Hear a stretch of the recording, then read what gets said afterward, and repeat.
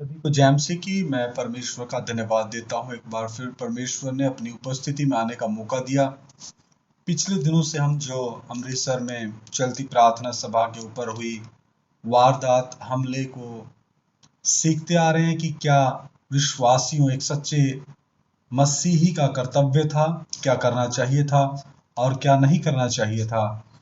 ये उसका चौथा भाग है। आइए सरों को झुकाएं, प्रार्थना करें। महान जीवते परमेश्वर, अनुग्रहकारी प्रभु, तेरा वचन आप हमें खोल के दें। पवित्र आत्मा, आप हमारे अध्यापक हैं, आप ही हमें सिखाएं। तेरा वचन एक एक को समझ में आने के लिए कृपा दे।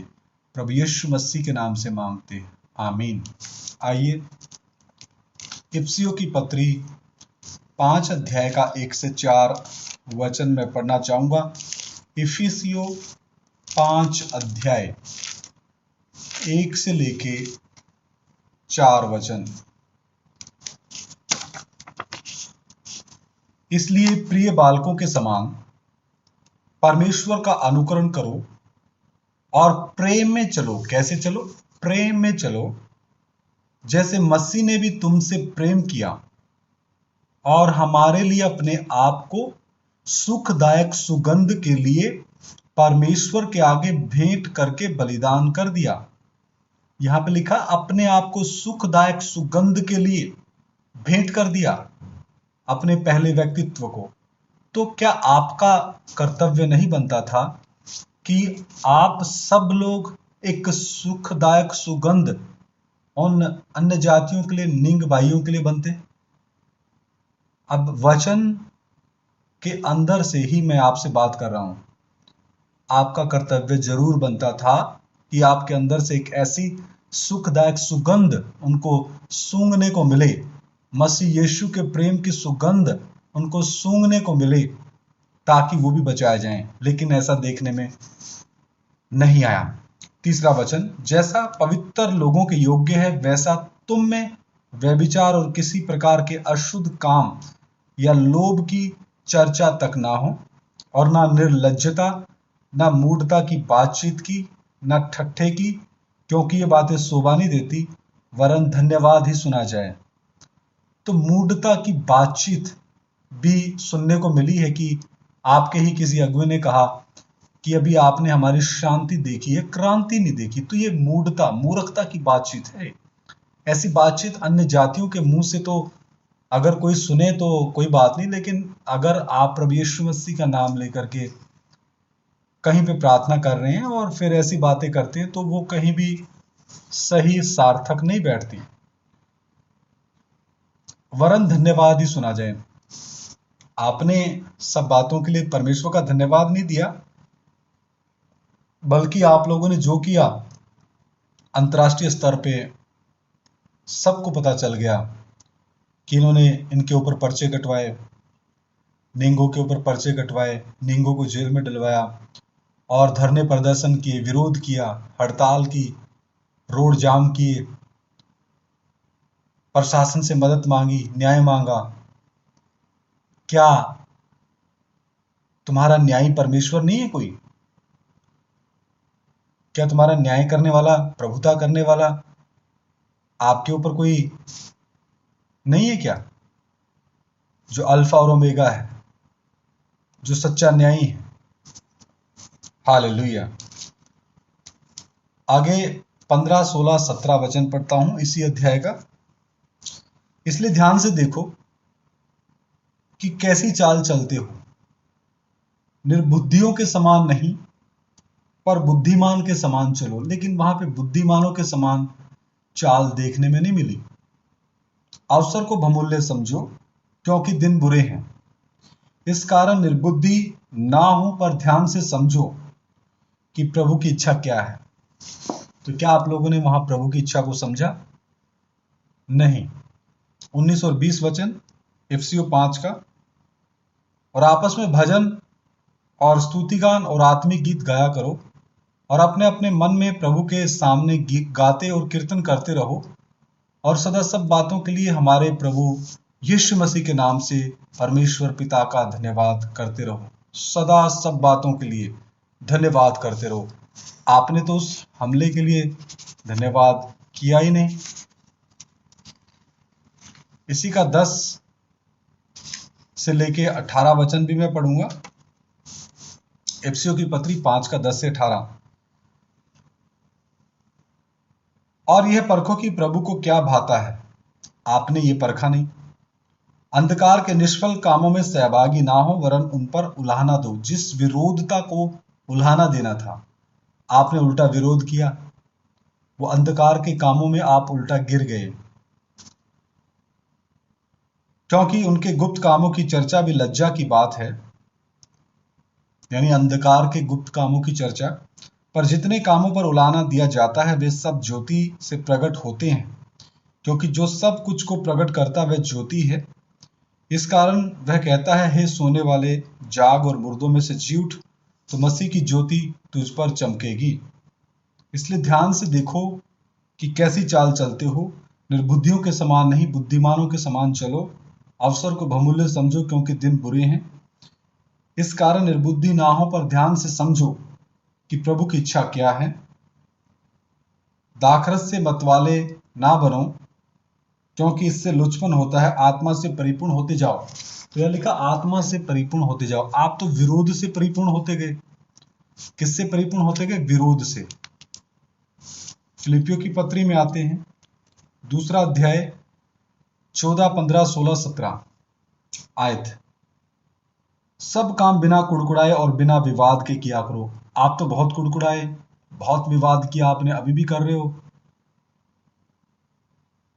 और कई तो इतना कुड़कुड़ा रहे हैं, रो रहे हैं, वो पता नहीं क्या बनेगा उनके साथ। उनको बहुत डर लगा हुआ है। फेसबुक पे लाइव आकर के रोते हैं और पोस्टर जलाते हैं लोगों के। बड़े दुख की बात है। उनके अंदर उन लोगों के प्रति क्या है? विरोध है, जलन है, क्रोध है, नफरत है, द्वेष है, बैर है। इसलिए तो वो उनके पोस्टर जला रहे हैं मसाल लेके। फिर वो कैसे कह सकते हैं हम प्रभु के दास हैं? वचन कहता है, फिलिपियों की पत्री 2 अध्याय 14, 15, 16, 17। सब काम बिना कुड़कुड़ाए और बिना विवाद के किया करो, ताकि तुम निर्दोष और भोले होकर टेढ़े और हठीले लोगों के बीच परमेश्वर के निष्कलंक संतान बने रहो, जिनके बीच में तुम जीवन का वचन लिए हुए जगत में जलते हुए दीपकों के समान दिखाई देते हो। कि मसीह के दिन मुझे घमंड करने का कारण हो कि ना मेरा दौड़ना और ना मेरा परिश्रम करना व्यर्थ हुआ। यदि मुझे तुम्हारे विश्वास रूपी बलिदान और सेवा के साथ अपना लहू भी बहाना पड़े, तो भी मैं आनंदित हूं और तुम सबके साथ आनंद करता हूं। प्रेरित पौलुस तो कहता है फिलिपियंस के लिए, फिलिपियों के विश्वासियों के लिए, कि तुम्हारी सेवा के लिए यदि मुझे अपना लहू भी बहाना पड़े तो मैं आनंद करता हूं। लेकिन आप तो थोड़े से ही विरोध से भयभीत हो गए, कंपित हो गए, नींवें हिल गई, भगोड़े हो गए। बहुत गलत नमूना अन्य जातियों के सामने गया। फिलिपियों की पत्री 3 का 10 और 11। फिलिपियों की पत्री 3 का 10 और 11। ताकि मैं उसको और उसके मृत्युंजय की सामर्थ्य को और उसके साथ दुखों में सहभागी होने के मर्म को जानूं। उसके साथ यानी प्रभु यीशु मसीह के साथ दुखों में सहभागी होने के मर्म को जानूं। तो आप तो दुखों में सहभागी होना तो दूर की बात, आप तो दुखों को अपने नजदीक तक नहीं आने देते। उससे पहले कुड़कुड़ाते हो, बुड़बुड़ाते हो, विरोध करते हो। और उसकी मृत्यु की समानता को प्राप्त करूं, कि मैं किसी भी रीति से मरे हुओं में से जी उठने के पद तक पहुंचूं। मसीह के दुखों में सहभागी होने के द्वारा हम मसीह के ढील ढोल में अंश अंश करके बदलते जाते हैं और प्रथम पुनरुत्थान के भागी होने में आगे बढ़ते जाते हैं। आप लोगों को ये वचन की गहराई पता नहीं है। इसी का अगला कुलुस्सियों की पत्री 1 का 6 भी मैं पढ़ूंगा। कुलुस्सियों की पत्री 1 का 6। जो तुम्हारे पास पहुंचा है और जैसा जगत में भी फल लाता और बढ़ता जाता है, वैसे ही जिस दिन से तुमने उसको सुना और सच्चाई से परमेश्वर का अनुग्रह पहचाना है, तुम में भी ऐसा ही करता है। कुलुस्सियों की पत्री 1 का 6।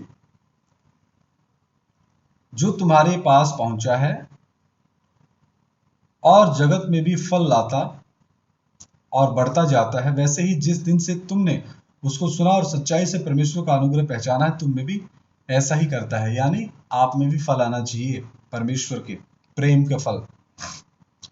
24 वचन,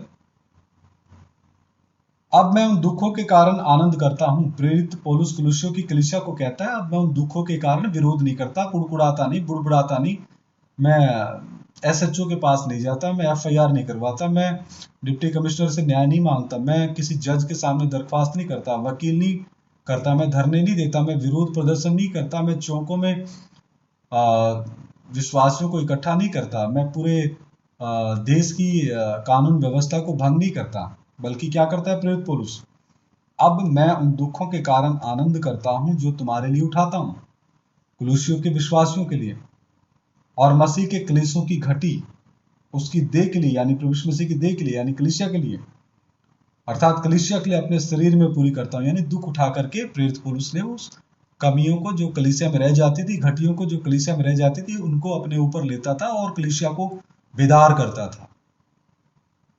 कलीसिया के लिए वो लड़ता था प्रेरित पौलुस। किससे? दुष्टता की आत्मिक सेनाओं से, लोगों से नहीं, क्योंकि हमारा ये मल युद्ध मांस और लहू से नहीं है। इफिसियों की पत्री 6 का 12 ध्यान से पढ़ लो आप लोग और उसके अर्थ को समझ लो। कुलुस्सियों की पत्री 2 का 1 और 2 भी मैं पढ़ना चाहूंगा। मैं चाहता हूं कि तुम जान लो कि तुम्हारे और उनके लिए जो लौदीकिया में हैं और उन सब के लिए जिन्होंने मेरा शारीरिक मुंह नहीं देखा, मैं कैसा परिश्रम करता हूं। प्रेरित पौलुस बोलता है, तुम जान लो किस रीति से मैं कठिन परिश्रम करता हूं, ताकि उनके मनों में शांति हो और वे प्रेम से आपस में गठे रहें और वे पूरी समझ का सारा धन प्राप्त करें और परमेश्वर पिता के भेद को, अर्थात मसीह को पहचान ले। तो मसीह कौन है? परमेश्वर पिता का भेद है। तो आप बुड़बुड़ाने से, कुड़कुड़ाने से, विरोध करने से आप कभी नहीं जान पाएंगे, क्योंकि परमेश्वर प्यार है। कुलुस्सियों की पत्री 4 का 1, हे स्वामियों, अपने अपने दासों के साथ न्याय और ठीक ठीक व्यवहार करो, यह समझकर कि स्वर्ग में तुम्हारा भी एक स्वामी है। 8 और 10, 8 से 10, कुलुस्सियों की पत्री 1 अध्याय का 8 से 10, कुलुस्सियों की पत्री 1 अध्याय 8 से 10, उसी ने तुम्हारे प्रेम को जो आत्मा में है हम पर प्रकट किया, इसलिए जिस दिन से यह सुना है हम भी तुम्हारे लिए यह प्रार्थना और विनती करना नहीं छोड़ते कि तुम सारे आत्मिक ज्ञान और समझ सहित परमेश्वर की इच्छा की पहचान में परिपूर्ण हो जाओ। ऐसा करना था आपको कि तुम सारे आत्मिक ज्ञान और समझ सहित परमेश्वर की इच्छा की पहचान में परिपूर्ण हो जाओ, ताकि तुम्हारा चाल चलन प्रभु के योग्य हो और वह सब प्रकार से प्रसन्न हो और तुम में हर प्रकार के भले कामों का फल लगे और तुम परमेश्वर की पहचान में बढ़ते जाओ। यहां लिखा है तुम में हर प्रकार के भले कामों का फल लगे। ये बात यहां पे परमेश्वर का वचन कहता है, लेकिन आप लोगों में कौन सा फल लगा? विरोध का, कुड़कुड़ाने का, बुड़बुड़ाने का, दुख को नजदीक नहीं आने देना, सुख ही चाहिए, आराम का जीवन चाहिए, तंगी नहीं चाहिए, खुला रास्ता चाहिए, चौड़ा रास्ता चाहिए, भीड़ा द्वार नहीं चाहिए, संकरा रास्ता नहीं चाहिए। इससे आपने ये प्रकट करके दिया है सच्चे मसीहियों के ऊपर एक धब्बे के तौर पे ये प्रदर्शन संपूर्ण जगत के सामने लगा है। संपूर्ण जगत में अन्य जातियों ने देखा कि क्या वो नामधारी ईसाई वाला तबका था या सच्चे मसीहियों का तबका था। मेरे प्रियो, ये वचन परमेश्वर के वचन है। किसी को शक है, आप भी इन वचनों को खोल के पढ़ लो, लेकिन आप जब इन वचनों को पढ़ेंगे तो परमेश्वर का आत्मा आपको कायल करेगा। वचन, परमेश्वर का वचन दो धारी तलवार से भी चोखा है। इब्रानियों की पत्री 4 का 12 भी पढ़ लेना। यह है सच्चा उपदेश और सच्चा कलाम। आप इनको सुने। प्रभु आपको आशीष दे।